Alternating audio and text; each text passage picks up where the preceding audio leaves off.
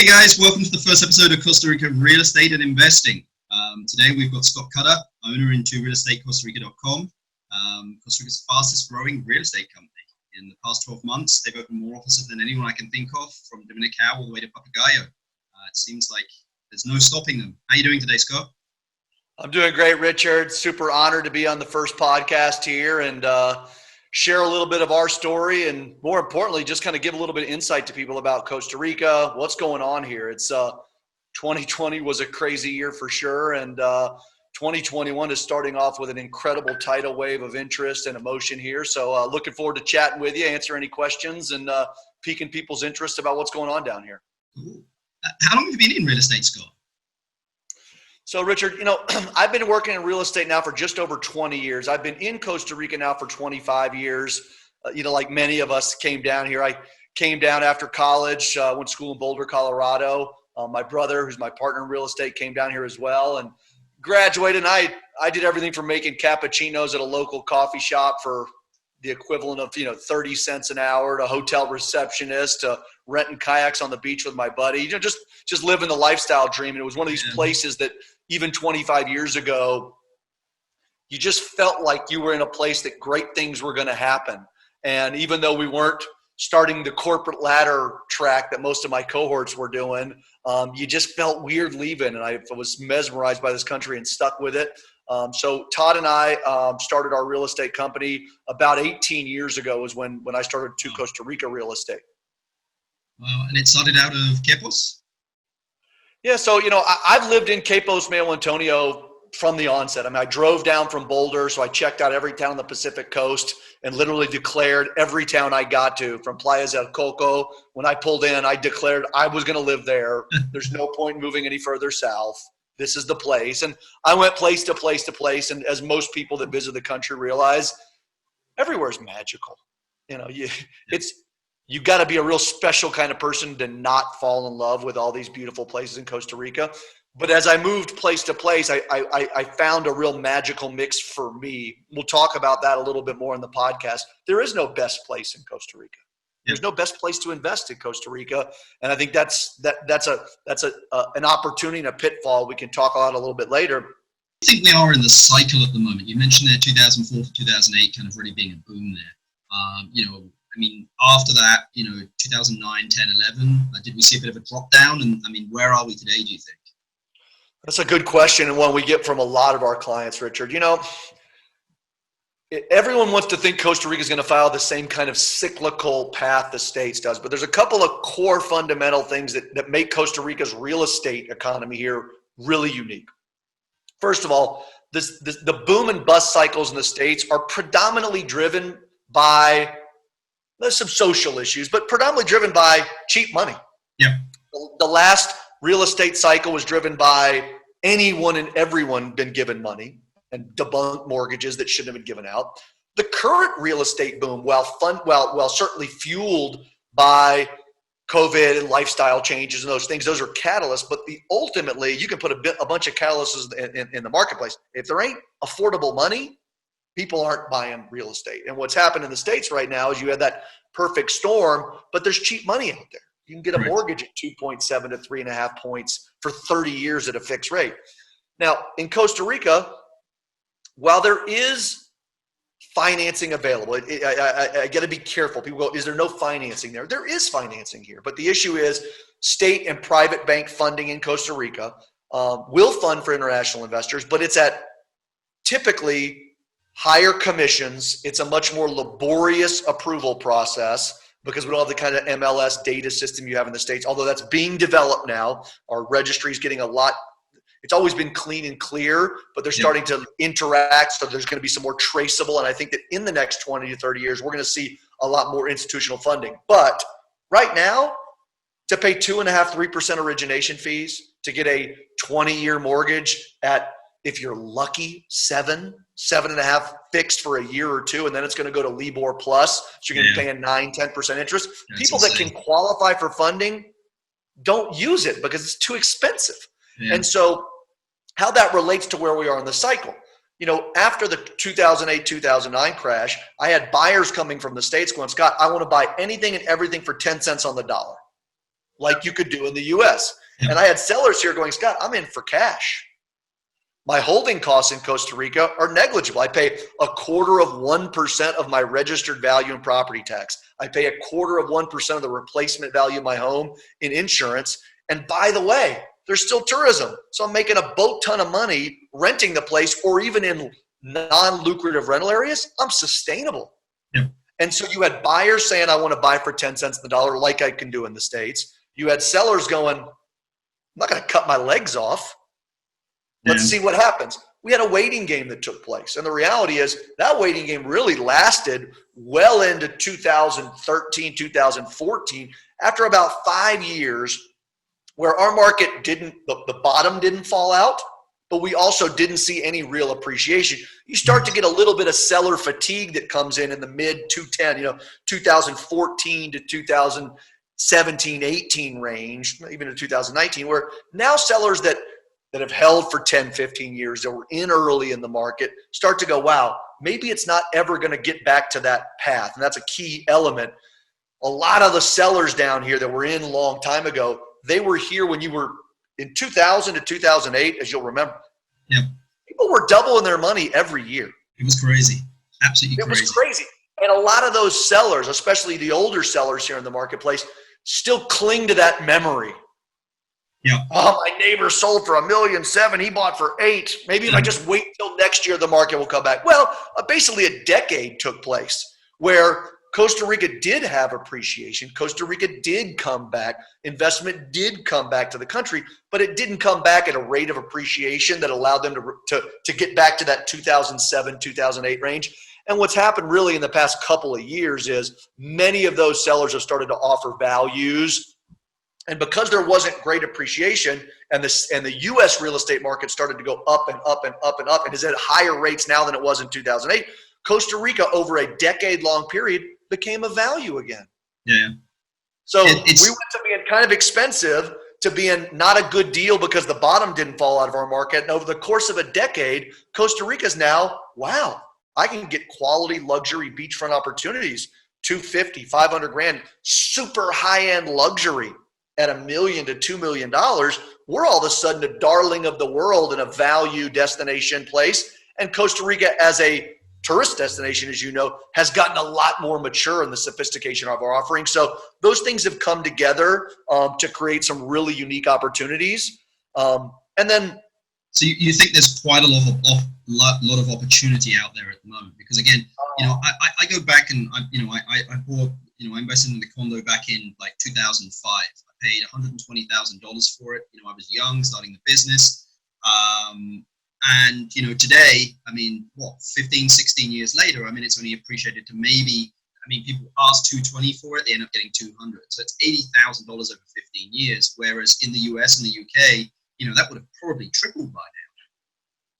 Well, and I think there's a couple key points. The first and most important one, you said in your thing, when I was younger, we're still young. True, very true. I'm not throwing in the towel yet. I don't feel like it some days, but yeah, we are still young. We're still young. I'm going to cling to it for another couple of podcasts. You're 100% right. I don't think, and I think that in the UK, in the United States, people tend to invest in real estate making assumptions. I get this question a lot. How much is it going to appreciate every year? And I go, whoa. If and you can almost divide real estate investing here. If you're investing for pure investment purposes, then I tell my clients, guys, I need you to check your heart at the door.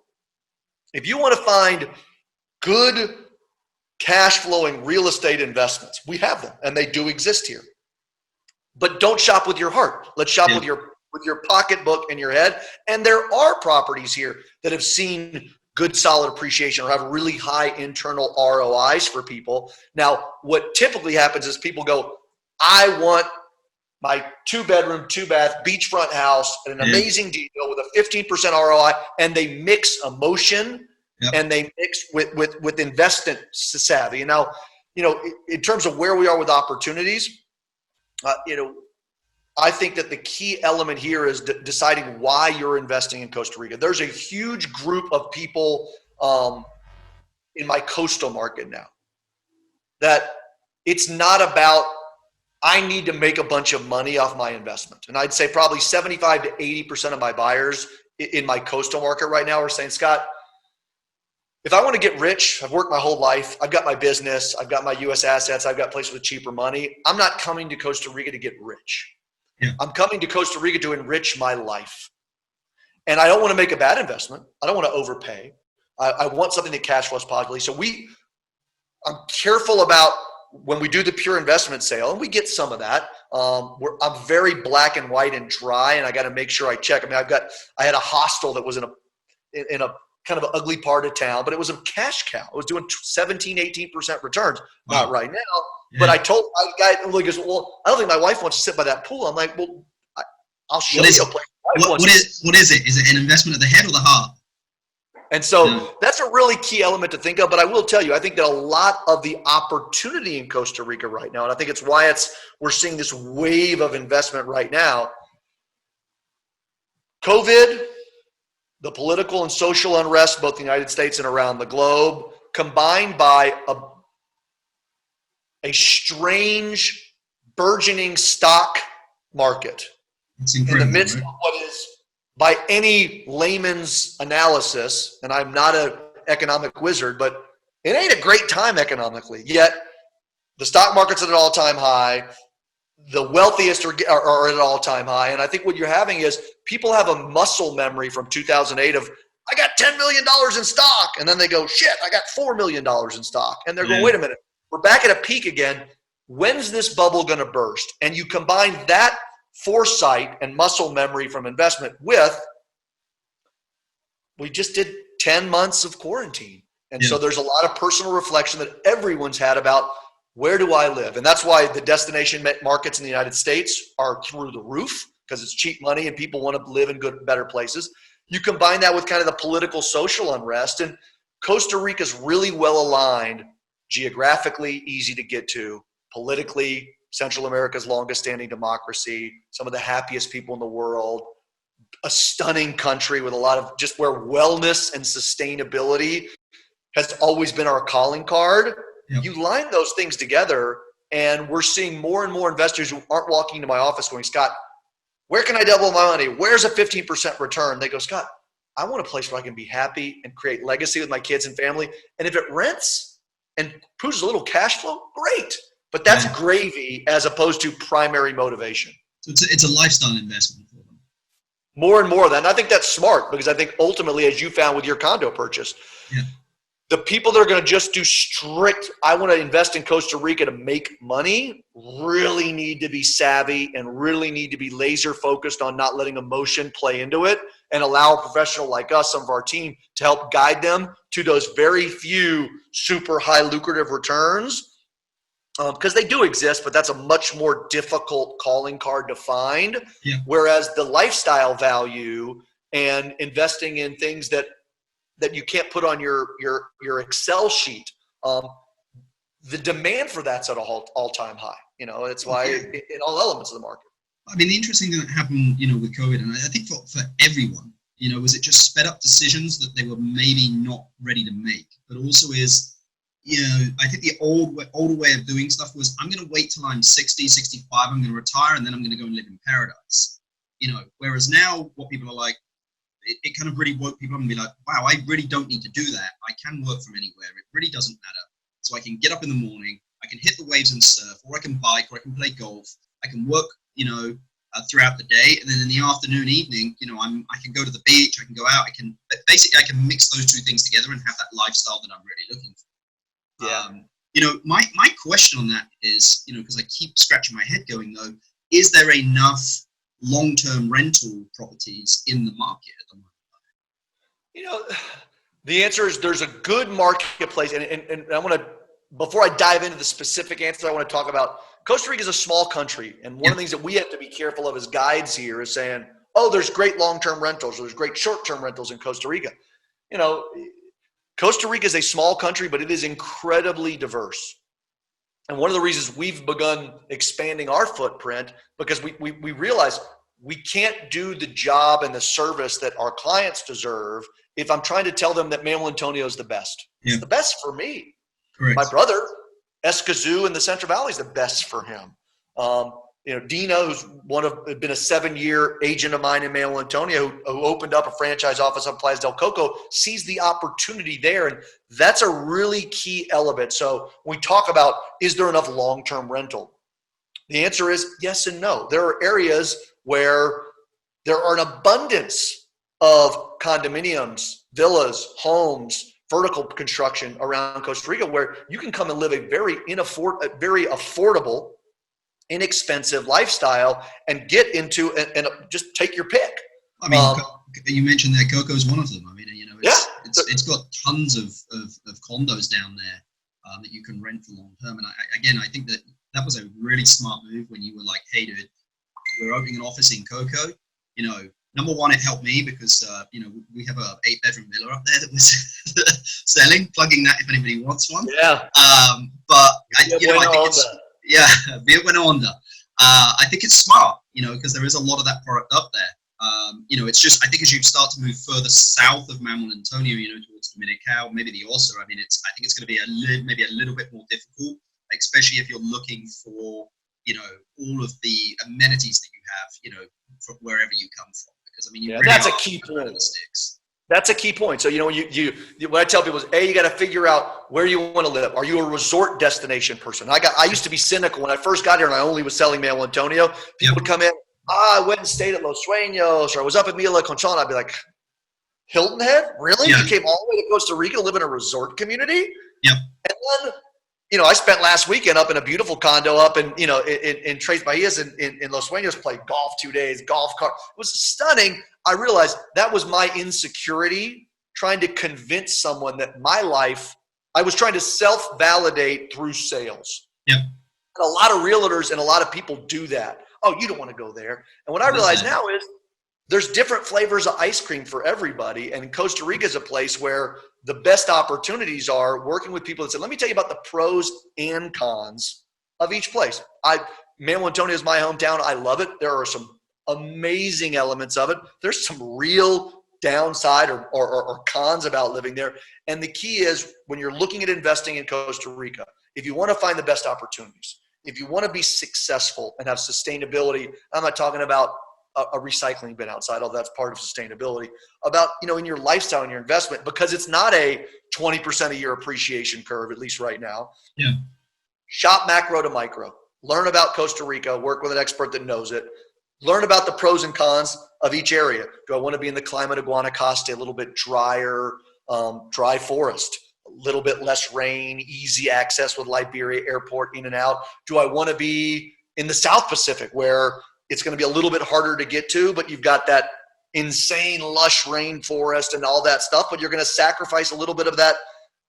Do I want sushi? Do I want Indian food? Do I want this? And do I want it delivered in 4 minutes? You might have to drive a little bit. So which is better is up to you. Just make sure you're working with someone that will be honest with you about the pros and cons of each zone. I think that's smart. So I had a friend come over a while back during this COVID. She was like, I just need to get out. So, and she'd been to Costa Rica a couple of times because they had a call center down here. And she was like, I'm going looking for real estate. I mean, she'd been down here a couple of times and she's like, okay, but she'd never lived here. She would come down for maybe a week, worked and then shot back to the States. And we were sitting up having a beer one day and she was like, Rich, I found this condo. It's $200,000. What do you think I should do? And I was like, I think you should do nothing. That's what I think you should do. I think you should move down here for 1 or 2 months. I think you should see if this is the right thing and the right place for you. Because the vacation mindset is a completely different mindset than the I'm going to live in a destination, So I mean, that's great advice. And again, the real estate gods will shoot me down for agreeing with the rent before you buy. I've been banished from the American Association of Realtors and NAR and everyone else. But there's real validity to that. I encourage people. I get people that call me all the time. Yep. Or they come onto our website. Scott, I saw this property. Tell me all about it. And I'll respond. Hey, listen, happy to tell you all about the property. That's what I do. I want to sell your property tomorrow. Have you ever been to Costa Rica? No. I go, wait a minute. Yeah. What I recommend is that you at least I go come down and do a tour of these areas and do it with, they say, will you take me on a tour? I'm like, look, I'm both annoying and overwhelming and can have moments of being charming. I'm like, you don't want me taking you on a tour, showing you everything and holding your hand. Because guess what? After you purchase, as nice as you are, I ain't going to be your roommate. Yeah. You need to go to a place and feel it. And what I tell people is people that trust their gut, you'll find everything beautiful. But I encourage people, A, if you're going to invest, it's a good idea to, support the hotels, come as a tourist, stay in the hotels, rent a condo, rent a villa, rent a home, go to the grocery store, cook, have some, just be normal one day. Don't do tourist activities every day and get a feel for what the community's like. Because I think that, as you said, once you get past that pina colada, look at the monkeys, oh my God, I saw a scarlet macaw, there's going to be a day-to-day wonderful, but a day-to-day monotony that you get in New York City, that you get in Dubai, that you get in London, and that's your reality. And if you buy in a destination that you're enamored with, the reality is your four walls are easy. You can change them, you can fix them, you can sell them, you can modify that. You can never modify a destination. So the advice of coming and spending some extended time here is a wise one. And you'll find, going back to your question, there are places where, and it's a good insight. If you can find an amazing, super inexpensive, long-term rental for cheap, please don't reach out to the real estate agent going, do you think I can make $50,000 a year renting it short-term? Supply and demand works in your favor as a long-term rental. And if you go to a market, you go to a resort, and you're like, oh my God, Scott, I found this 3-bedroom condo, ocean view, stunning. I'm paying $2,000 a month. Yeah. But then you look at a place like Manuel Antonio, where we have a very limited supply, where $2,000 a month might get you a 2 or 3 bedroom house in the rainforest back there, but the 3-bedroom condo with ocean view is going to go for $7,500 to $10,000 a month. There's a reason why. And I think that's, we chatted a little about talking about what's some of the biggest myths or what's some of the biggest downfalls. I think probably the single biggest mistake I see are people that are buying the right deal and trying to apply a business plan from another area or another marketplace to the special deal they got. And cheap real estate, usually, unless you find a distressed deal or something special, it's probably inexpensive for a reason. Yeah. And it doesn't mean that it's bad. It just probably means that someone bought it for the wrong use. And I think that you don't want to be the person doing that on top of it. If you find, I sold a home that you just get an anecdote. It was a beautiful architectural organic home on 5 acres of land. I think it sold for $185,000. Wow. It was crazy inexpensive, well below replacement value. Now the buyer goes, Scott, do you think I could rent it? I go, no. That's why it went for $185,000. Yeah. Maybe you can get a long-term rental in there, but it's your place and it's inexpensive. And the reality is, if you could rent that for $2,000 a week, I would have bought it. I mean, I'm somewhat slow, but trust me, if your realtor is going, oh my God, and they're promising you more than the world will deliver, they would buy it themselves, or they're just a sales guy. Correct. So I think that's great. That's great advice. That's always my advice for people when they want to come down here. I know it doesn't help realtors, but I think it's the right thing to do. Because there's buying a vacation rental, which is go and find the right place for you and buy that vacation rental. I mean, again, and then there's I'm moving to Costa Rica and I'm going to live in the place full time. I mean, these are two completely different decisions. Absolutely. Absolutely. We're seeing a lot of both right now, Richard. That's one of the things that we are seeing now with the fiber optic capabilities. And again, I lived in Capos when I did the dial-up connection. And I got 100 megs of fiber at my house right now, and it's opening up the window to, wow, I can work from home. The brutal winter that's going on in the States right now and in Canada, God bless everybody up there that might be listening to this, but I love when I see it's 22 below in Chicago. I saw it in the UK today. It was all on the snow. The travel agency guy and the real estate guy just smile. Oh, a nor'easter. Sorry. It's incredible internet here, dude, how it has developed. I got a friend who owns an internet company here, and he's trying to put satellite internet all over the country at the moment. So, it's only going to get more and more access. Yeah, and the demand's there. But I think, all those infrastructural things, our time zone element, the fact that you can really get, it's a base question, but you don't have to speak Spanish to live here. I happen to, you speak great Spanish. You have a Costa Rica wife, I do as well, but you can go to rural parts of Costa Rica and the level of education here and the service industry here is really, really high. And I think another thing we're starting to see a lot of, both in the vacation rental and lifestyle, is people realizing that having some of their assets diversified out of European and U.S. markets is not only an interesting idea? It's probably a really good idea. I mean, we've never seen the instability globally, growth of China, growth of India, and get out of micro markets, what's going to happen this month or next month. But you start to look at the dollar, the euro, what's happening with the European Union, what's happening there are macro level changes that are going to have generational impacts on economy, and having some assets. It's why, especially right now, we see gold, silver, cryptocurrency like Bitcoin, Ethereum, all going at all-time highs. Real estate's the same.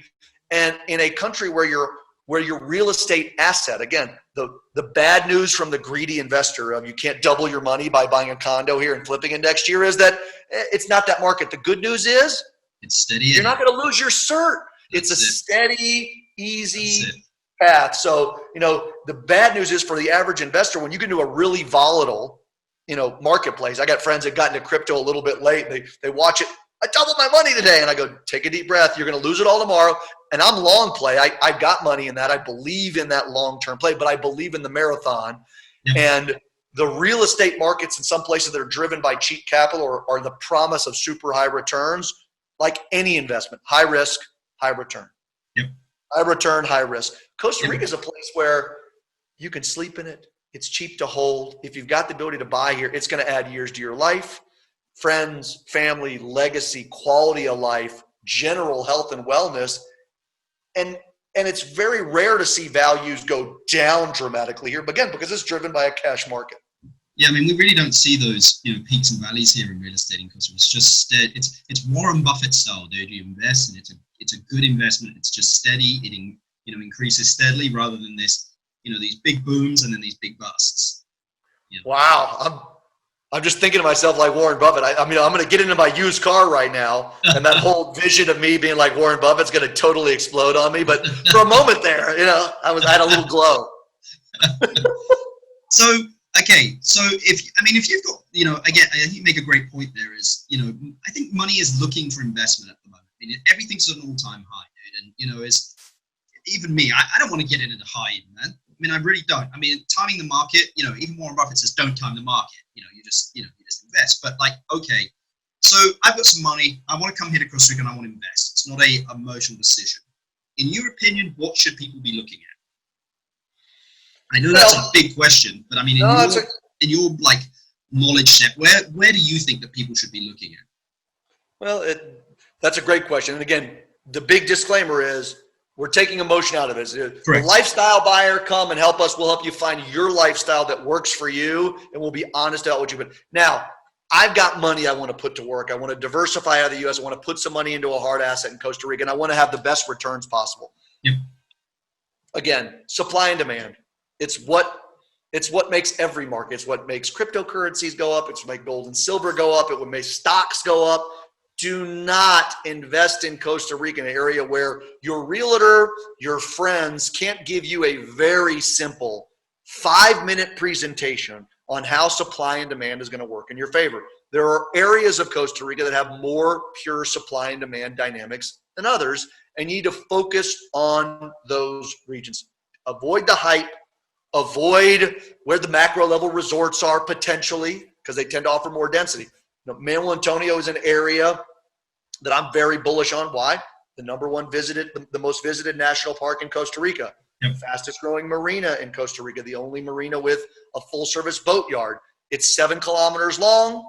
There's strict environmental restrictions. Our biggest hotel has 130 rooms. From there, you drop to well under 100. The total number of condo keys in Manuel Antonio in the mid to upper end luxury is under 100. There are resorts that have more condo keys than the entire Manuel Antonio destination. It's not because I live there. Hey, there's growing pains that come with a place that's that tight, but it's an island mentality. And so for a place that wants to invest, whether you're looking at hotel operations, whether you're looking at shorter long-term rental properties, that supply and demand dynamic really works in your favor. There are other marketplaces in Costa Rica that are starting to offer that, but you just need to be very careful when you go to other regions of Costa Rica that are a little bit more spread out. You're going to probably look at 2 different kinds of investing, and they can be lucrative. As you move south of Manuel Antonio, Dominical further south, it becomes less supply and demand driven, and it becomes more about real estate prospecting. So the potential returns can be higher, but the safety net under you is lower because you're not getting into a short-term return. You're getting into let me make the guess of where the next wave is going to be. And then San Jose's got some interesting investment opportunities. They tend to be more commercial based in San Jose, but you've got a population of 3 million people living up here in the Central Valley, and so you can move into a more U.S., North American, European business analysis. And I've sold, again, they're not sexy things you're going to post on your Instagram post, but I've sold office buildings or office spaces in places like Avenida Escazú that are great AAA lease opportunities. And again, you ain't going to get in your bathing suit and put a pina colada on your photo in the middle of a business center, but it's a damn good investment. Hey, don't encourage me, dude. There goes our podcast. I mean, I always like to ask this. I mean, what is the biggest mistake that you've seen in real estate? Like the one example, dude. What is the biggest mistake? People always like to hear about this stuff. God. I mean, I'm sure you've seen it, but without going into too much particulars or I've seen a lot of mistakes. I think the single biggest mistake that we see is people wanting to be ahead of a real estate curve and wanting to buy the next hot destination. And I understand that mentality, but it's because in the UK, in the United States, the subdivision just outside the last subdivision goes from planning phase to being a full-blown city with its own mini mall and Walmart and Target and lifestyle center and golf course. That goes from concept to reality in 2 to 3 years. Yeah. So, here it may never happen. Right. I went to 3 presidential ribbon cuttings, and I've got offices in Dominical and Uvita and sell a lot, but I remember 15 years ago, the Dominical sales pitch was, this is the next Manuel Antonio. Yeah. Now, today, what they say is, this is different than Manuel Antonio. It's smart. They don't want to be the next Manuel Antonio, and they can't be. It's different, and it needs to be a different destination. But the biggest mistake is people trying to buy on tomorrow's promise and thinking that everything here is going to happen at the same light speed. This Pura Vida thing, it's Pura Vida across the board. And it's why this place is so magnetic for guys like you and me. And it can be a love-hate relationship because lifers here will get together and be like, can you believe how ridiculous this bureaucracy is? Can you believe how long it took me to open up this account? And that's frustrating when you come from the United States or Europe. But this lifestyle permeates from A to Z. And it's a slow-moving market. It's a slow-moving development curve. So what's the biggest mistake I see people make is a guy that's never been here or been here twice thinking that he's going to outsmart 20, 30-year vets here buying a mile down the road, 10 miles up the hill because it's the next hot thing. Yeah. And unless you own that 10 miles of stretch and you're going to pour $150 million to make it the next best thing and have that wherewithal, be careful. I tell a lot of people, I'll keep this relatively brief. I tell people, anything you buy in Costa Rica, buy it because you love it for what it is right now. And if in 20 years it's exactly the same, you'll be happier than a pig in shit. If it explodes in development and it gets busier and you don't love it, guess what? You'll sell it and you'll make money. But don't buy because of what it's going to be tomorrow. Those are the people that get burned. Yeah. Well, I'm about to go and see a piece of land tomorrow, actually. I jump on the motorbike, go up into the highlands in San Fernando de Lota, up there, because that's my place, dude. I go up there and I feel like I'm in Europe. I can fly fish on the river there. It's great. I tell you what, and Europeans, you mentioned that they tend to go to those next destinations. Yep. Ojo Chal was a place that was founded by Europeans down south of Uvita and has this amazing charm. It was way cheaper. Everyone's like, why would you go all the way down to Ojo Chal? And they pushed that limit, and it's charming now, and it's starting to now grow. Again, 30 years after the pioneers first went there, it's starting to chart that growth path, but it took 25, 30 years. And if you go to Doto, what really makes it special is you'll go because that's your getaway. And you, in some ways, you'll be okay if it changes and gets more popular and gets more developed, but you're really buying there because you hope it doesn't change. That's it. And that's the key. Yeah, that's it. So, okay, last question to wrap this up, because this is a question I'm going to ask at the end of every podcast. You inherit $500,000, and in that inheritance from, I don't know, a great aunt or something, she says you need to invest it into something in Costa Rica, but as an actual investment, what would you invest it in? I'm doing what I'm doing. I'd buy a piece of land in Manuel Antonio. I would build a spec home. I am a product-starved destination. I spend most of my days showing people property going, imagine what you could do if you could fix up this bathroom and kitchen and tore out the windows and remodel this 20-year-old house. Yeah. People want new stuff. Costa Rica is now a mature destination, and we're in this. I got 2 teenagers who I love, in case they watch this. But Costa Rica was a beautiful infant in its first 25 years of international growth and tourism. And it was full of defects, but like a little baby. It doesn't matter. Yeah, it poops and it cries. It's so cute. You don't worry about the imperfections. That's part of the beauty. We're in this adolescent phase as a destination. And there are old timers and people listening to this, they're coming out, I got a friend who says Costa Rica's been there, done that. He's selling and leaving. Why are all these old timers leaving?